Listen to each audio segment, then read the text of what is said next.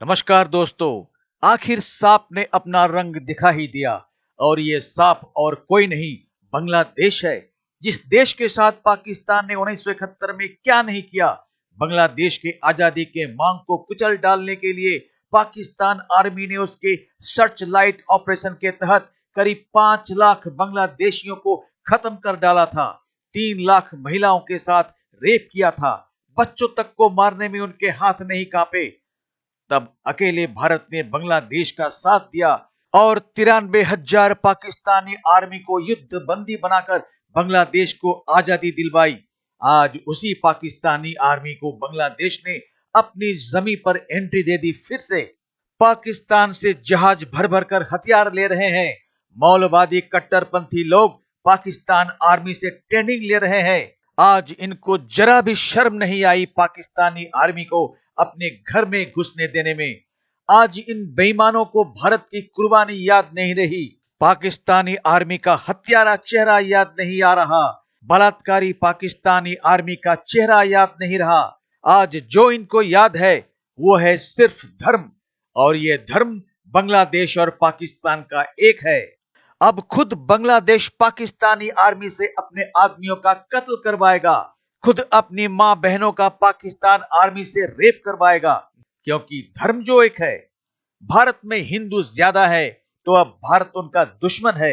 अपने देश के हिंदुओं का कत्ल करने से जन्नत में उनको 72 हूर से संभोग करने को मिलेगा। लेकिन लेकिन लेकिन हम सिर्फ एक ही बात कहेंगे, अगर भारत का दिमाग बिगड़ा तो तुम दुनिया में कहीं के नहीं रहोगे। आइए देखते हैं पाकिस्तानी मीडिया का इस बात पर रिएक्शन और मिलते हैं वीडियो के अंत में। अगर वीडियो आपको पसंद आए तो सब्सक्राइब जरूर कर देना। बड़ी खबर आ रही है बांग्लादेश से, जहां पर पाकिस्तानी फौज की अब एंट्री हो चुकी है। बहुत बड़ी खबर है। इसी कड़ी में फतेहाल बांग्लादेश ने अपनी सेना के लिए कंगाल पाकिस्तान से खरीदे जमकर हथियार।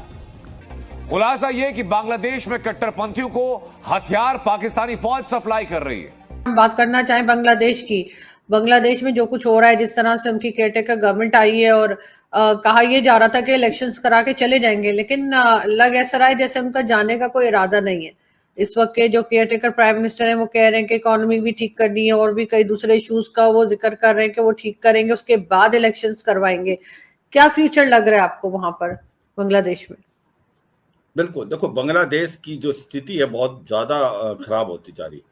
वो कहते हैं कि बांग्लादेश लास्ट 15 साल में एक प्रकार उसकी इकोनॉमी बहुत अच्छा कर रही थी, एक फास्टेस्ट ग्रोइंग इकोनॉमी बन के आया था बांग्लादेश। और अगर आप देखें 1971 में जब बांग्लादेश ईस्ट पाकिस्तान था तो वो पाकिस्तान का एक प्रकार से कमजोर कड़ी थी, उसकी इकोनॉमी इतना अच्छा नहीं कर रही थी। मगर लास्ट 15 साल में पाकिस्तान को के साथ मुकाबला अगर करें बांग्लादेश का, बांग्लादेश बहुत आगे निकल गया था।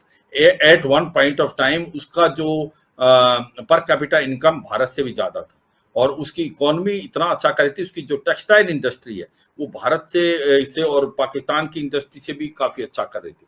और ऐसा लगता है कि जो बांग्लादेश है वो उसकी जो इकोनॉमिक सिचुएशन बहुत बेटर होती जा रही थी।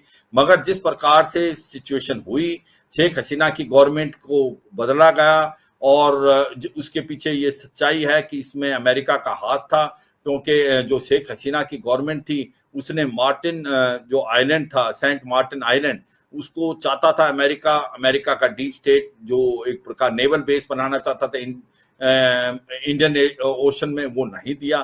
तो ऐसे में जिस प्रकार के मोहम्मद यूनुस को लेके आए और एक प्रकार एक ऐसी स्थिति पैदा होगी जो सिविल वार जैसी पैदा होगी बांग्लादेश की। अगर आप स्थिति देखें तो ये है कि बांग्लादेश के अंदर हिंदुओं के ऊपर और बाकी माइनॉरिटीज के अगेंस्ट बहुत ज्यादा एट्रोसिटीज हो रही हैं।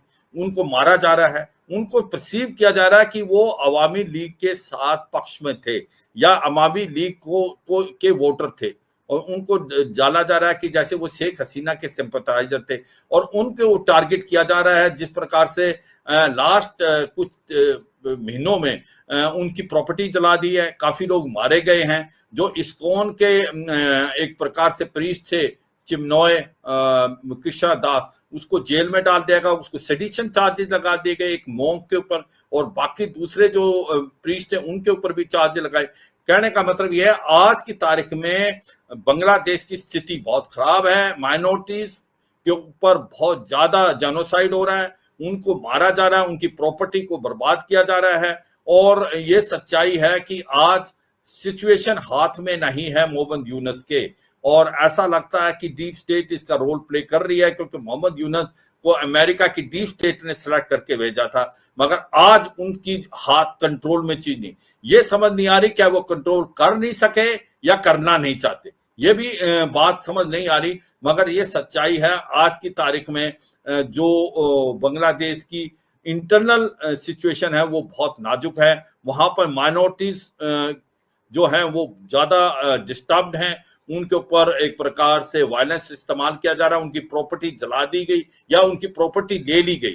देखो हुआ क्या है, चाहे वो पाकिस्तान हो चाहे बांग्लादेश हो, जब बांग्लादेश भी एक प्रकार 1947 में ईस्ट पाकिस्तान बना था तो वहां 23% हिंदू थे। जब 1971 में ये बांग्लादेश बना तो वो घट के 14% रह चुके थे, और आज वो घट के 7% के करीब हैं। तो वो चले कहाँ गए, इसमें तो कोई शक नहीं कि बांग्लादेश के अंदर हिंदू जैसे कम हुए हैं और माइनॉरिटी कम्युनिटी भी कम हुए हैं। क्या तो उनको मार दिया गया, क्या वो कन्वर्ट कर दिए गए, या वो भाग गए। मगर अभी तक जब शेख हसीना की गवर्नमेंट थी तब तक भी जो हिंदुओं को एक प्रकार से ये कह सकते हो आप फ्रीडम था। मगर जो अब शेख हसीना की गवर्नमेंट के जाने के बाद जिस प्रकार से वायलेंस हिंदूज पे हुआ है वो बड़ा दुख भरा है। जिस प्रकार से इस्कॉन के जो प्रीस्ट हैं उनको जेल में डाला गया, उनकी प्रॉपर्टीज को ले लिया हिंदूज की, और बाकी माइनॉरिटीज जो हैं उनके ऊपर भी एक प्रकार से वायलेंस इस्तेमाल किया है। तो ओवरऑल मैं यही कहूंगा कि आज की तारीख में जो बांग्लादेश है वो की स्थिति बहुत खराब है। जमात इस्लामी जो है वो बहुत सक्रिय हो रही है, जो कि एक प्रकार से टेररिस्ट ऑर्गेनाइजेशन है। जमात मुजाहिदीन वो भी एक प्रकार से जो बहुत ही ज्यादा पावरफुल होती जा रही है। आने वाले समय में आतंकवाद बढ़ेगा, फंडामेंटलिज्म और रेडिकलाइजेशन जो बांग्लादेश के अंदर बढ़ेगा, माइनॉरिटी जो हैं वो बहुत ज्यादा अनसेफ फील करेंगी। और मुझे लगता नहीं कि मोहम्मद यूनुस जिसको लाया गया था सिचुएशन संभालने के लिए वो संभालने सकेंगे। क्या वो संभाल नहीं सक रहे या करना नहीं चाहते, ये तो समय ही बताएगा। मगर आज की तारीख में Bangladesh is going like Pakistan way. बिल्कुल ऐसा ही है सर, हमें भी यही लगता है कि बहुत कुछ गलत हो रहा है बांग्लादेश में, और उसमें डेफिनेटली जो बड़ी कंट्रीज हैं उनको बात करनी चाहिए वहां। तो नमक हराम और बेईमान बांग्लादेश ये सोच रहा है कि अपने धर्म भाई पाकिस्तान आर्मी को अपनी धरती पर एंट्री देकर भारत को हड़पा जा सकता है और बांग्लादेश के हिंदुओं पर जुल्म करके उनका नामो निशान मिटाया जा सकता है। तो बस इतना ही कहना है कि अपनी औकात देखी है तुमने, अपनी औकात में रहना सीखो। जैसे 1971 में पाकिस्तानी आर्मी को मसला था हमने, उसी तरह तुम भी मसल दिए जाओगे। तुम्हारे कौम का नामो निशान मिट जाएगा, रोने वाला कोई नहीं बचेगा। पाकिस्तानी रेप से पैदा होने वाले नाली के कीड़े सब।